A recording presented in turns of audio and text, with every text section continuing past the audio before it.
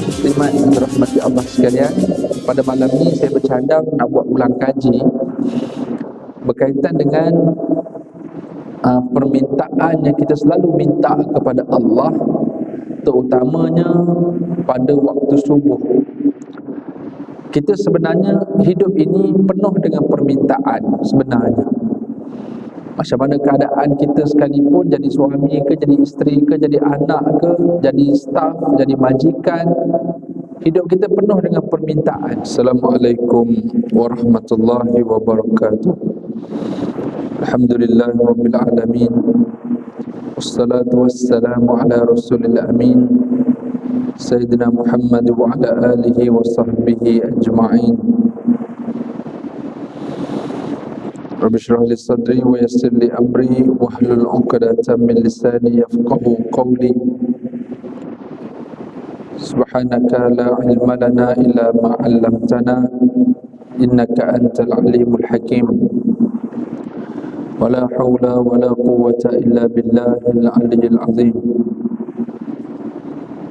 Allahumma adkhilna mudkhala sidqi wa akhrijna mukhraja sidqi waj'alna min ladunka sultanan nasira. Allahumma aftah alaina futuhal arifin warzuqna fahman nabiyyin wa hifzal mursalin wa ilhamal malaikatil muqarrabin. Sallallahu ala sayyidina Muhammad wa ala alihi wa sahbihi ajma'in, walhamdulillahi rabbil alamin. Al-Fatiha. A'udzu billahi minasy syaithanir rajim. Bismillahirrahmanirrahim. Alhamdulillahi rabbil alamin. Ar-Rahmanir Rahim. Maliki yaumiddin. Iyyaka na'budu wa iyyaka nasta'in. Ihdinas siratal mustaqim. Siratal ladzina an'amta 'alaihim ghairil maghdubi 'alaihim waladdallin.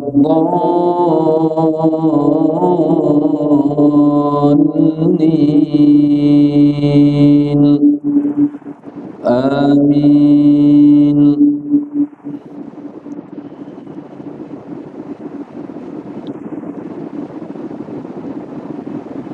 Alhamdulillah, pertama sekali kita syukur banyak-banyak kepada Allah.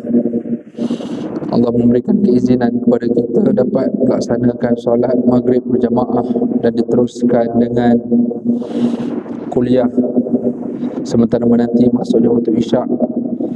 Mudah-mudahan sepanjang masa yang kita menunggu masuknya waktu solat yang berikut ini, kita diganjarkan dengan pahala mendirikan solat sebagaimana sabda Nabi sallallahu alaihi wasallam, kama qala Rasulullah, barang siapa yang menanti masuknya waktu solat yang berikutnya dalam keadaan dia tidak kembali ke rumahnya, maka waktu penantian itu dikira dia sedang mengerjakan solat.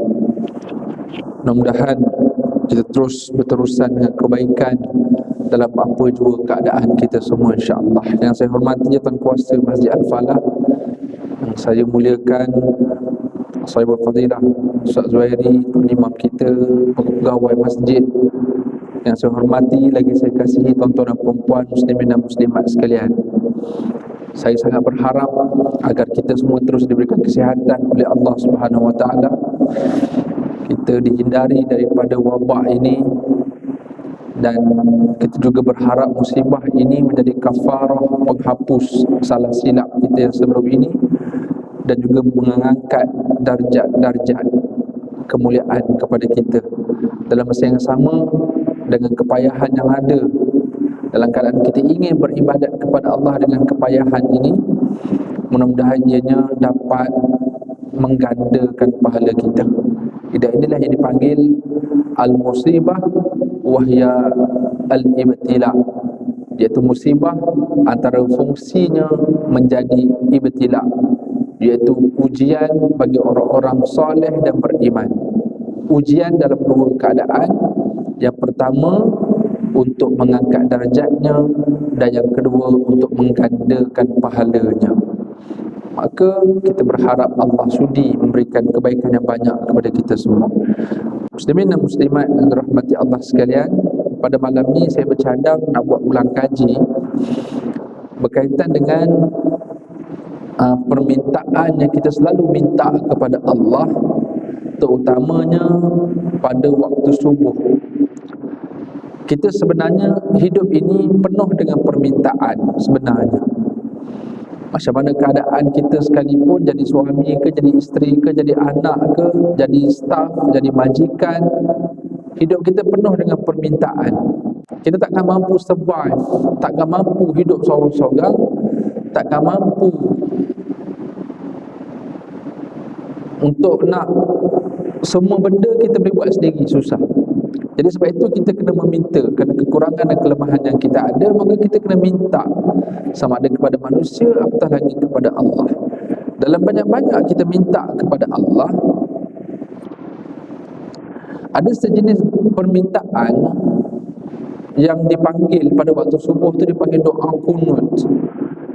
Kunut dalam arti kata dalam bahasa Arab sama ada berhenti, sama ada tunduk, sama ada patuh, khusyuk, apa lagi kunut, no argument, no excuses, itu maksud kunut. Al-qanitin berarti orang yang taat, orang yang patuh, orang yang tak ada dolak dalih, itu maksud kunut. Jadi bila kita sentiasa berdoa dengan doa kunut, bermaksud sepatutnya kita bertambah tetap hidup kita. Kerana intipati dalam doa kunut itu sebenarnya tujuannya adalah untuk merealisasikan kita jadi orang yang taat, yang patuh, yang tunduk. Jadi pada malam ni kita nak buat revision, ulang kaji kita sejauh mana kunut bukan sekadar isu Allah makbul tak makbul. Cuma yang kita nak highlight adalah sejauh mana kunut yang kita baca setiap hari itu membentuk personality kita, membentuk karakter kita. Dan itulah fungsi ibadat pun sebenarnya. Fungsi ibadat sebenarnya untuk membentuk karakter. Ibadat puasa membentuk karakter, ibadat solat membentuk karakter, ibadat haji membentuk karakter. Apa-apa ibadat, begitulah juga doa ini sebenarnya boleh membentuk personality. Sebab tu kita minta, sebab kita bukan sekadar nak dapat apa yang kita minta, malah dia jadi jiwa kita. Tuan-tuan rahmati Allah, cuma satu benda mungkin sebagai permulaan. Sebelum kita nak cerita pasal kunut membentuk personality, first thing first adalah sejauh mana kita betul-betul confident dengan doa kunut yang kita baca. Yakin dan confident pertama dari sudut adakah kita benar-benar faham apa yang kita minta. Itu nombor satu sekali. Paling mudah faham dalam arti kata kita baca Allahumma hadini atau Allahumma hadina fiman hadait, kita faham makna. Itu paling basic sekali lah. Sebelum nak cerita dia membentuk personality, tengok dulu faham tak faham. Sebab dalam hadis Nabi pernah menyatakan innallaha la yuqbilu du'a min qalbin ghafil. Allah tidak akan menerima permintaan daripada hati yang lalai. Dia lost, dia tak tahu dia buat apa. Sometimes dia komplain kepada Allah, dia minta lama dah tapi Allah tak bagi pun apa yang dia minta. Walhal dia sendiri pun tak perasan apa yang dia minta. Jadi first thing first, kita muhasabah dulu sejauh mana kita perasan apa yang kita minta dalam doa kunut. Yang orang sanggup berbalah pasal isu bid'ah tak bid'ah doa kunut, kita nak baca doa kunut sebab pada kita ada banyak benda yang penting yang kita nak sangat agar Allah beri kepada kita, dan doa itu boleh membentuk personality, karakter kita. Tuan sekalian, kita clear dulu tentang maksud-maksud doa kunut tu. Saya nak ambil yang basic-basic yang depan-depan tu je. Allahumma hadini atau Allahumma hadina fiman hadait. Ya Allah, berikan kami hidayah sebagaimana orang-orang yang Kau beri hidayah. Wa'afina fiman afait. Kita baca na je lah, senang Wa'afina fiman wa'afina fima afait. Ya Allah, berikan kami kesihatan. Wa tawallana fi man tawallait, ya Allah berikan kami wali, perlindungan, keselamatan. Fi man tawallait, sebagaimana orang-orang yang kau berikan perlindungan. Wa barik lana fi ma a'tait, dan kau berkatilah kepada kami setiap apa yang telah kau beri kepada kami. Wa qina syarra ma qadait, ya Allah hindari kami, bebaskan kami daripada keburukan yang Engkau tentukan kepada kami. Ini antara yang penting, yang terawal ni. Kita nak bagi clear sungguh-sungguh tuan-tuan, kita minta dan kita clear, kita faham apa kita minta. First kali kita minta hidayah. Apa penting kita minta hidayah? Kita dah ada hidayah, dah pun dah masuk Islam dah semua. Apa pentingnya nak lagi hidayah? Dalam surah Al-Fatihah kita minta hidayah, ihdinas siratal mustaqim. Dalam duduk antara dua sujud kita masih minta hidayah, Rabbi filli warhamni wajburni warfa'ni warzuqni wahdini. Kita minta lagi hidayah. Dalam doa kunut, Allahumma hdini fi man hadait, minta lagi hidayah. Sedangkan kita telah dapat hidayah pun daripada Allah. Tuan-tuan dan puan rahmati Allah sekalian, setiap hari kita perlukan ilham daripada Allah. Ilham adalah salah satu hidayah. Kita nak buat keputusan, kita nak buat apa-apa tindakan dalam kehidupan seharian kita, kita perlukan hidayah daripada Allah. Kita bukan Nabi yang dapat wahyu, tetapi kita nak ilham. Dan ilham adalah salah satu hidayah daripada Allah. Cara untuk kita dapat sesuatu keputusan, untuk kita nak buat, nak bertindak berdasarkan keputusan tersebut. Maka sebab itu kita sangat perlukan hidayah. Dan bila kita minta selalu hidayah. Kalau kita bernasib baik, kita mendapat taufik daripada Allah. Begitu kita konsisten atas jalan hidayah, yang orang selalu sebut wabillahi taufiq wal hidayah, wabillahi taufiq wal hidayah. Taufik iaitu kita akan bertepatan dengan jalan hidayah.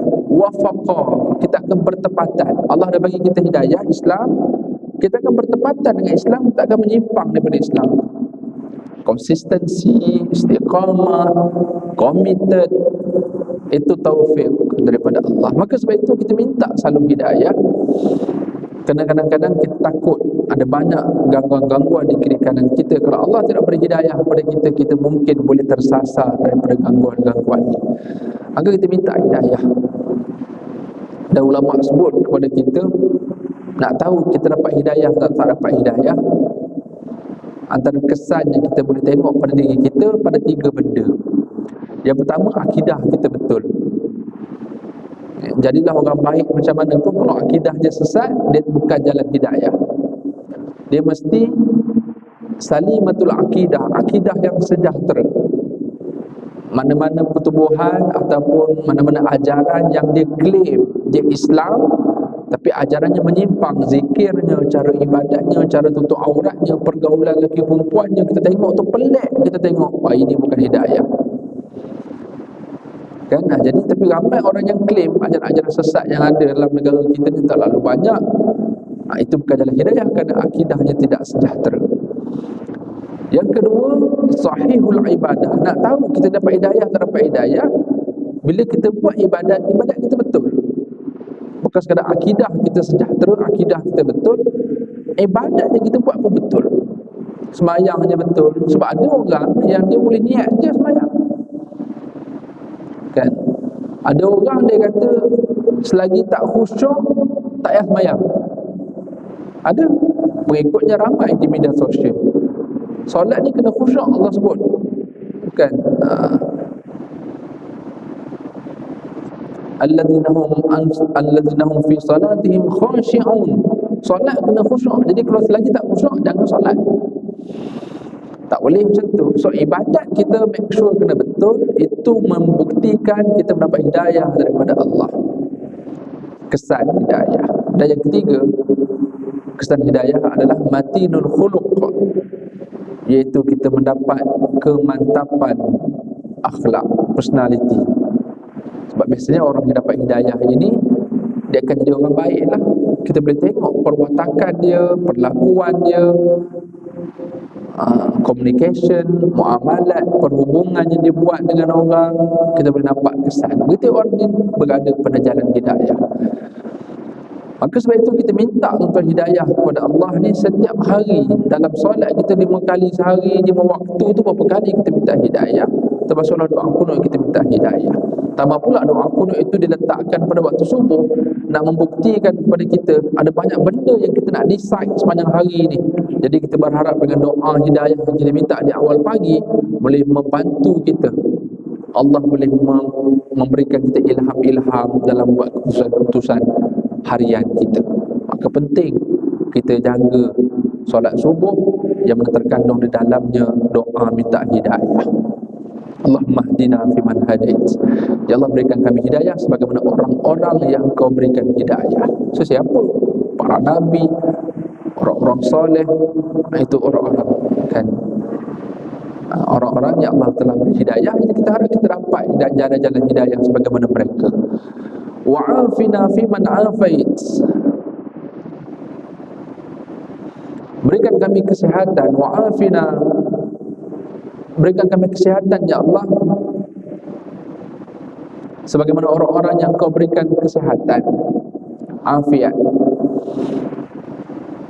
Hari ini tuan-tuan, kita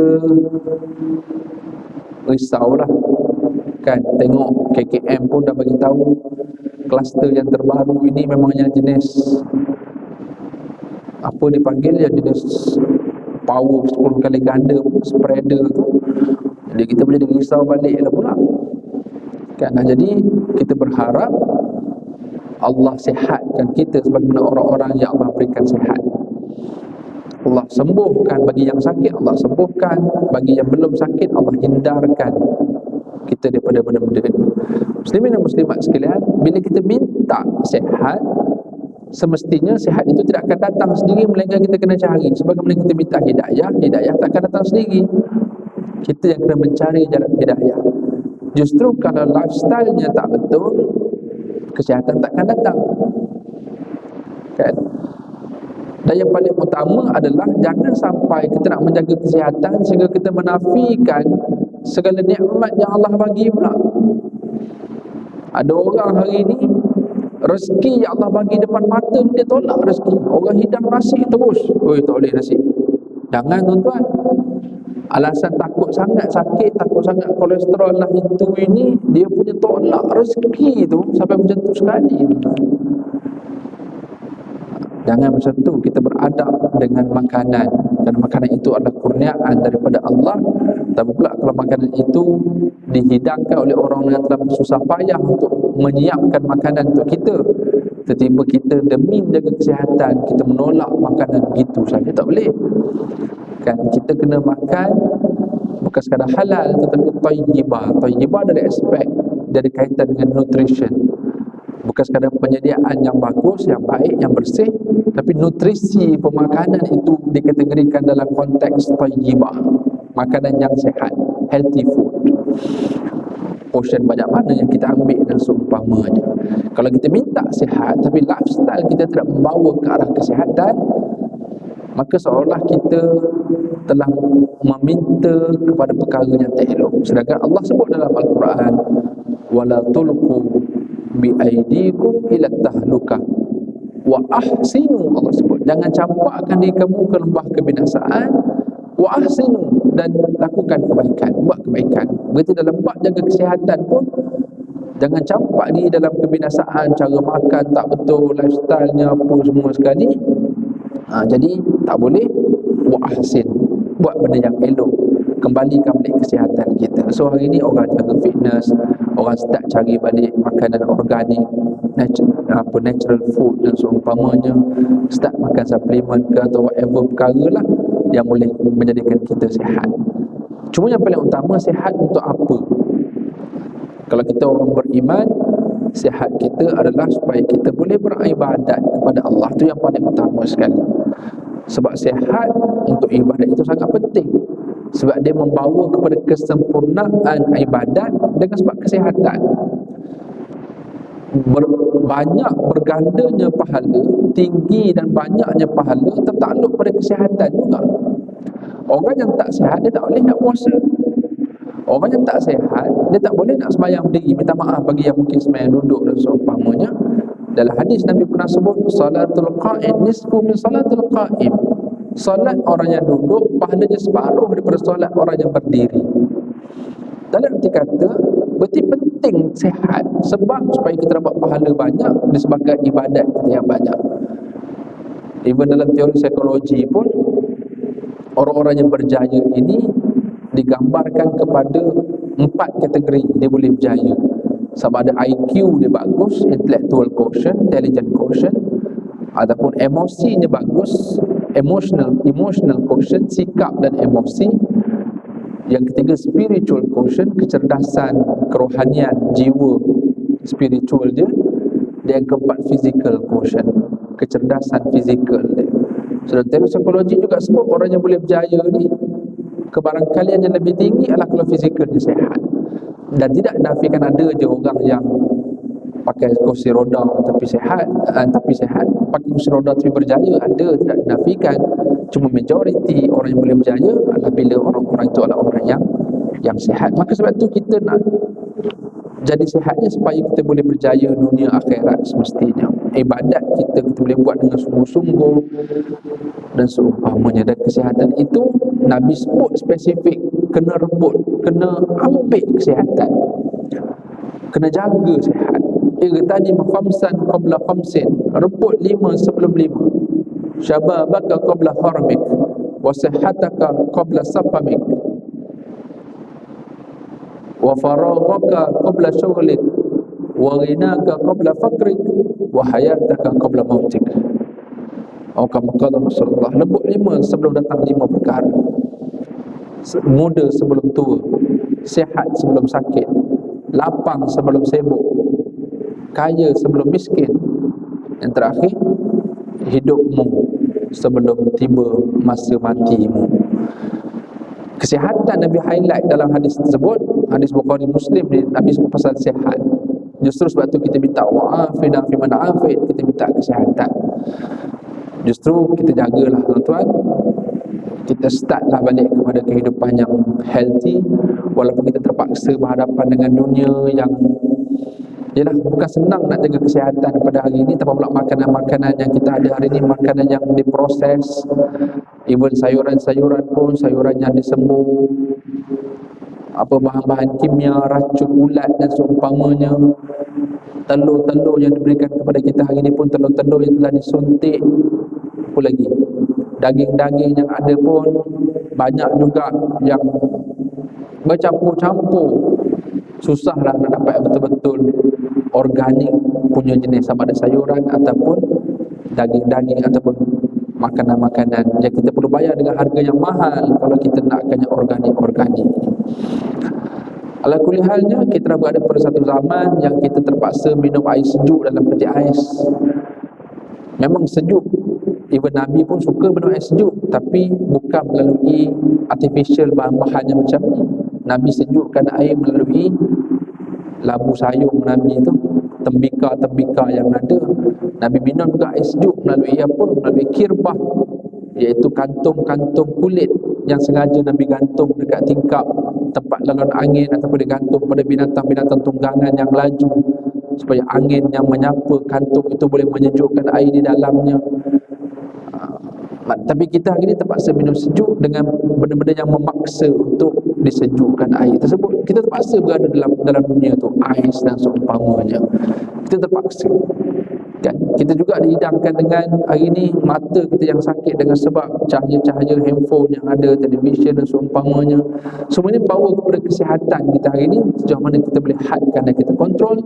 So kalau kita minta sihat kepada Allah, so kita nilai balik lifestyle kita pada hari ini. Saya sebut daripada diri saya sendiri, supaya kita sama-sama kembali jaga baliklah diri kita, supaya kesihatan yang berbaki itu memudahkan kita, memungkinkan kita untuk beribadat secara akhirat, termasuk juga ibadat kita yang bersifat keduniaan, iaitu pekerjaan kita, tanggungjawab kita, komitmen kita yang lain-lain yang bersifat dunia yang juga dikira sebagai ibadat.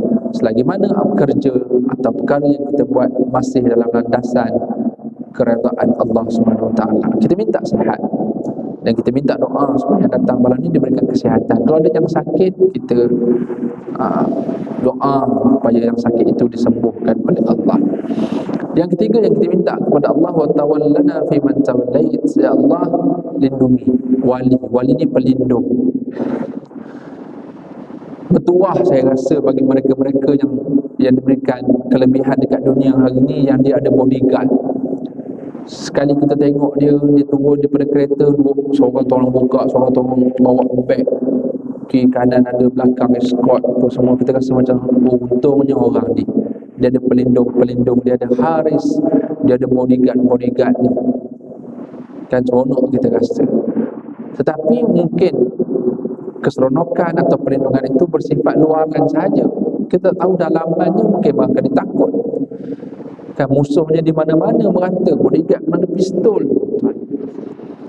Tapi kalau kita minta wa tawallana fi man tawallait, di samping kita ada bodyguard fizikal ini, kita ada guardians kita, iaitu mungkin barangkali malaikat hafazah, malaikat penjaga, mungkin Allah yang menjaga kita melalui doa ini, wa tawallana fi man tawallait.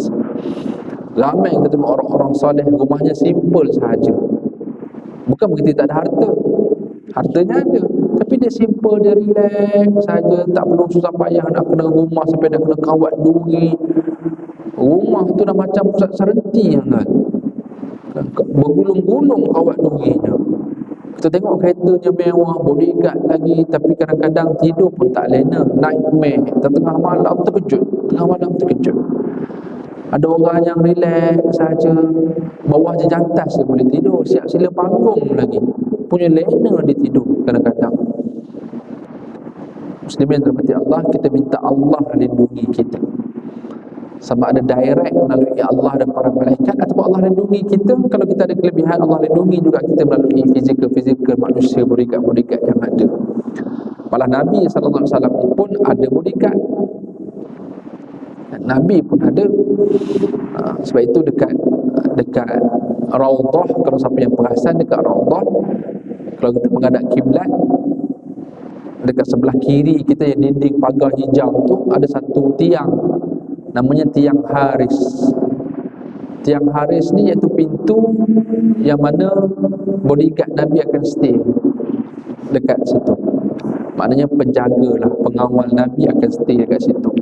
Ada banyak tiang-tiang itu menggambarkan pintu yang masuk. Ada tiang Sarir, ada tiang Al-Wufud, iaitu pintu ketika delegasi tetamu nak masuk Nabi. Antara satu tiang ni iaitu tempat orang berkawal ke rumah Nabi.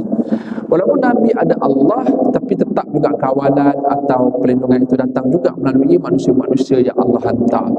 Justru kita, tuan-tuan, kalau tadi kan kita dalam dunia ni tak ada manusia yang boleh nak jaga kita, at least kita masih ada Allah.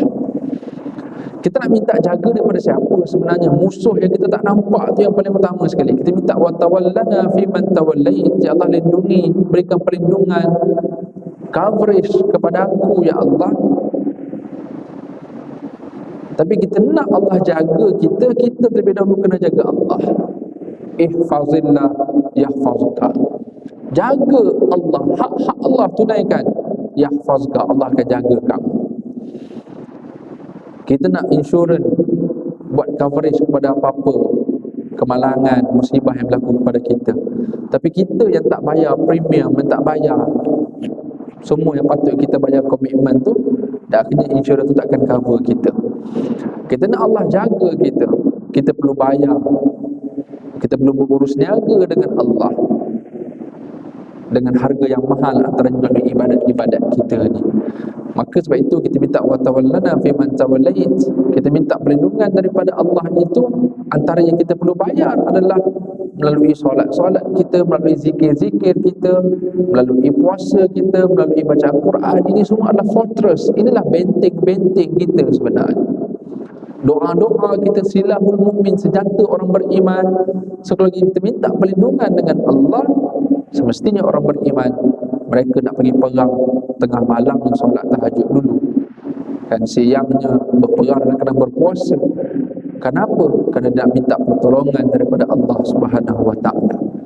Sebab tu bagi orang-orang yang kuat jiwa ni, kita tengok tak payah orang-orang soleh yang hebat-hebat zaman Nabi tu, zaman kita ni cukup tuan-tuan. Tuan-tuan cari kawan-kawan kita ni yang jenis suka puasa Isnin Khamis. Cuba tuan cari jemaah-jemaah kita yang tuan kenal yang jenis suka puasa Isnin Khamis tuan, orang macam ni dia punya benteng sangat kuat dan doanya sangat makbul. Kadang-kadang Allah akan bukakan apa orang kata ilham yang sangat luas kepada dia. Nak kata laduni tu lebih kurang macam laduni lah, dia boleh nampak benda yang bakal berlaku kadang-kadang, atau instingnya tinggi, mungkin sixth sense, mungkin kita tak tahulah. Sebab apa? Sebab dia ada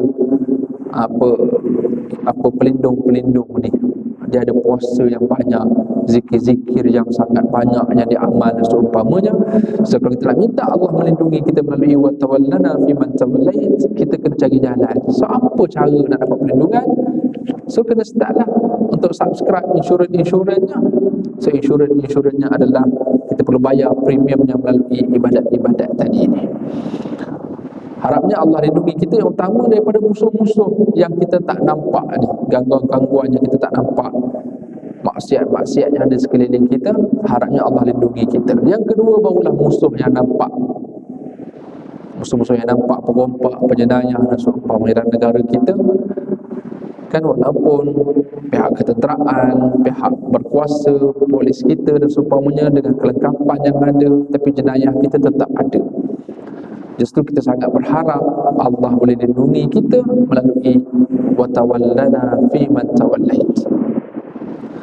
Betul, kadang-kadang kita jangan stres sangat dalam hidup kalau banyak benda yang kita nak tak dapat. Sebab ada banyak benda yang kita tak nak atau kita tak plan, kita akan dapat. Antaranya pelindungan-pelindungan yang kita tak tahu. Kadang-kadang Allah tak bagi kita benda ni kerana Allah nak selamat kita daripada satu benda yang lain. Sebab apa? Mungkin kerana doa yang kita minta, wa tawallana fi man tawallait. Kemudian yang keempat yang kita minta, wa barik lana fi ma a'tait. Wa barik lana, berkatilah kami kepada setiap apa yang telah kau a'tai, engkau beri kepada kami, engkau kurniakan kepada kami, itu kau berkatilah. Apa sahaja tuan-tuan, kalau kita list down apa yang kita dapat dalam hidup, kita ada pasangan, kita ada anak, kita ada family, kita ada kerjaya, kita ada harta, kita ada jiran. Apa yang kita ada hari ni, tengok balik apa yang kita ada. Cuba kita tengok, dah dapat berkat belum? Memang dari sudut falsafahnya berkat itu ziyadatul khair, bertambah baik. Jadi dalam arti praktikalnya, berkat tu maksudnya apa? Harta yang berkat, pasangan yang berkat, kenderaan yang berkat, jiran yang berkat, apa-apa yang kita dapat, kerjaya yang berkat. Apa maksudnya? Benda itu bermanfaat untuk kita dan bermanfaat untuk orang lain. Itu berkat. Begitu kalau kita dapat anak tu menyusahkan kita, maka kita kena fikirkan balik, ya Allah, kau beri aku anak, tapi anak tu menyusahkan aku. Maka kita cari balik mana hilangnya keberkatan tu. Kena cari balik lah. Cari balik jalan-jalan keberkatan. Tengok balik dalam rumah kita, apa yang banyak dihidangkan dalam rumah sampai hilang berkat rumah, anak jadi tak tuhala tu. Tengok balik. Barangkali mungkin internet kot ustaz, cari jalan balik lah untuk kawal internet. Mungkin barangkali kawan-kawan dia kot, carilah balik. Kena cari balik jalan-jalan keberkatan. Itu juga dalam kerjaya kita. Kita rasa kita dapat gaji banyak, tapi dengan gaji banyak tu penyakit pula tiba-tiba banyak, habis duit ke situ pula, kereta pula selalu rosak, insurans tak cover, dah habis duit ke situ pula. Tak tahu sikit duit habis. Gaji rasa banyak, mana pula pergi hilang gaji, cari balik. Sebab apa? Gaji kita tak berkat. Tengok time hours kita, betul tak betul kita kerja dengan cara yang betul. Tengok masa kita submit kontrak, proposal, tender, apa semua tu, tengok balik apa yang kita buat selama-selama ni. Subkon kita atau apa-apa benda lah yang mungkin kita istilahkan dengan hadiah ke, tak nak sebut rasuah, sebut hadiah kan. Apa-apa yang kita pandai mengelak sangat tu, tengok balik kenapa Allah bagi aku banyak tapi hilang pula cepat banyak. Nak tengok harta tu manfaat tak manfaat, tuan-tuan, untuk kita pun bagus, kita nak bagi orang pun mudah. Nak sedekah pun tak ada masalah. Sedekah, duit kita ada je lagi sedekah. Senang nak sedekah, orang tak tolong kita senang nak bagi. Itu berkat. Tapi nak tahu hilang berkat tak hilang berkat, kita pun rasa tak cukup, nak bagi orang pun tak ada. Itu hilang berkat. Pasangan yang ada bergaduh je selalu, anak yang ada asyik menyakitkan hati. Kita tak boleh salahkan anak. Kita bila menjadi orang mukmin ni, kita cari solution. Kita bukan nak cari salah, cari solution. Dan solution yang paling utama, paling pokok adalah cari salah sendiri. Cari salah sendiri. Betul Islam ajar muhasabah. Muhasabah ni bukan hitung orang, hitung diri sendiri. Berlaku silap, cari silap sendiri. Tuan rahmati Allah sekalian, bila kita minta berkat dalam kehidupan kita, apa yang kita miliki itu, yang Allah kurniakan kepada kita, dia bermanfaat kepada kita dan dia beri manfaat kepada orang lain. Itu barangkali praktikal dari maksud ziyadatul khair, bertambah kebaikan. Kerjaya yang ada, kita ada bisnes sebagai contoh. Bisnes itu bukan untuk kita sahaja, padahal dia mungkin boleh buka peluang kepada orang lain tak ada kerja, dapat kerja. Kebajikan-kebajikan terjaga, tak ada unsur penganiayaan dalam tu. Barangkali pekerjaan itulah pekerjaan yang berkat. Tapi kalau pekerjaan itu penuh dengan tipu, penuh dengan tikam belakang, pekerjaan itu penuh dengan hasad dengki, walaupun barangkali berjaya, dia dapat tender tu, tapi dia burukkan orang lain, dia hentam orang lain supaya dia dapat projek tu, rasuah lagi dan seumpamanya, maka hilang berkat dekat situ. Maka bila kita minta wa barik lana fima a'tait, kita bukan sekadar tunggu berkat tu datang, kita kena cari keberkatan. So kita list down dari satu-satu kenderaan yang aku ada ni, aku selesa tak dengan kenderaan ni? Dia selamat tak bila aku pakai? Maintenance okey tak?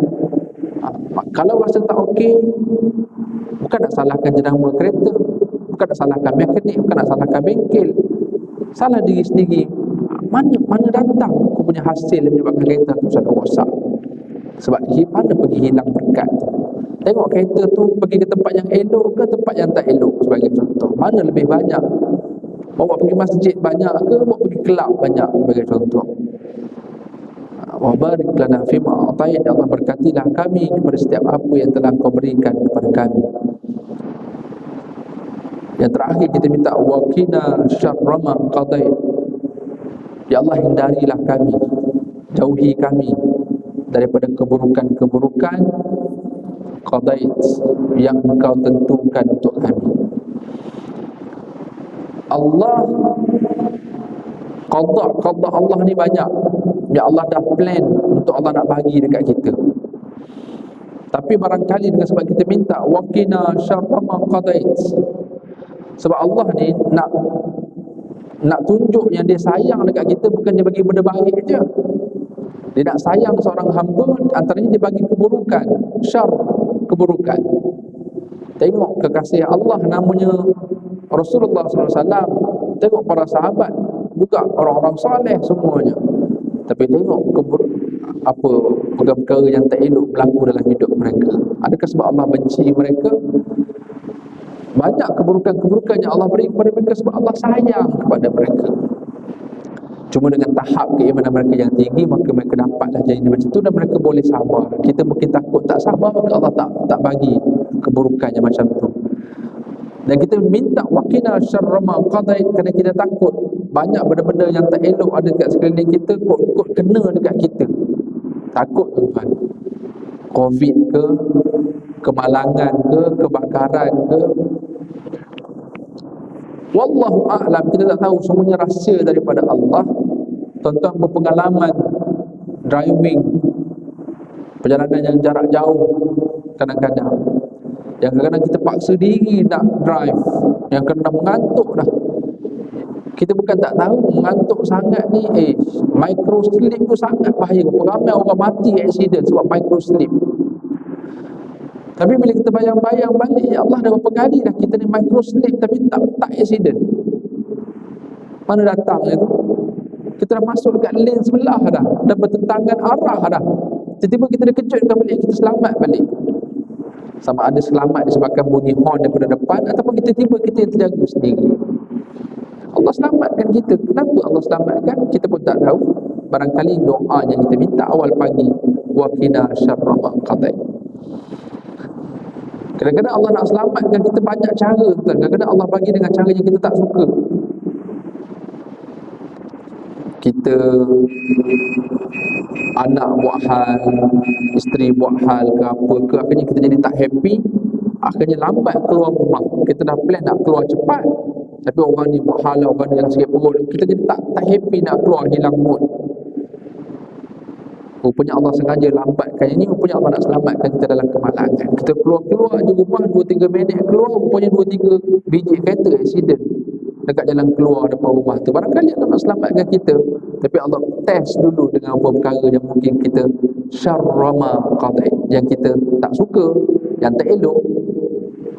Jadi Allah hindari kita daripada benda tak elok, tapi Allah beri beberapa cara yang kita kena sabar dulu sebelum tu.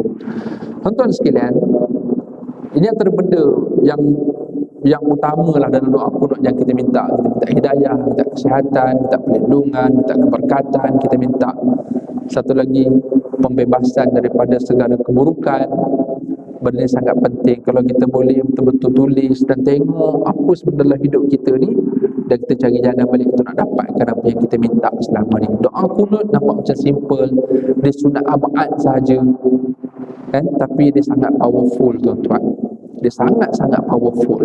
Maka sebab itu bagi yang mungkin tidak bersetuju dengan pandangan yang kata sunat abad doa kunut, tak apalah, relakan je lah kawan-kawan jemaah kita yang nak juga doa kunut. So lepaskan, mana tahulah dengan doa kunut mereka menjadi kita juga selamat pada hari ini. Mudah-mudahan tuan-tuan dengan tazkirah ulang kaji yang ringkas pada malam ni, kita pasal doa kunut saja, yang mana intipati semua yang kita minta tu tujuannya kunut, supaya kita tunduk, patuh, tetap pada jalan Allah Subhanahu wa ta'ala. Dan mudah-mudahan kita termasuk dalam golongan yang dimasukkan dalam syurga, yang disebut dalam ayat 17 surah Ali Imran, iaitu ada 5 golongan yang masuk syurga. Antara salah satunya al-qanitin, as-sabirin, as-sadiqin, al-qanitin, al-munfikin, al-mustaghfirin bil ashar. Ada 5 golongan yang masuk syurga. Salah satunya al-qanitin, iaitu orang-orang yang tunduk, yang patuh, yang taat kepada Allah Subhanahu wa taala. Mudah-mudahan kita menjadi orang tersebut insya-Allah. Minta maaf salah silap aku qouli hadza wa astaghfirullahal azim li wa lakum. Assalamualaikum warahmatullahi wabarakatuh. Auzubillahi minasyaitonir rajim. Bismillahirrahmanirrahim. Allahumma 'allimna ma yanfa'una wanfa'na bima 'allamtana. Allahumma ij'alna minal ladzina yastami'una al-qawla fattabi'una ahsana.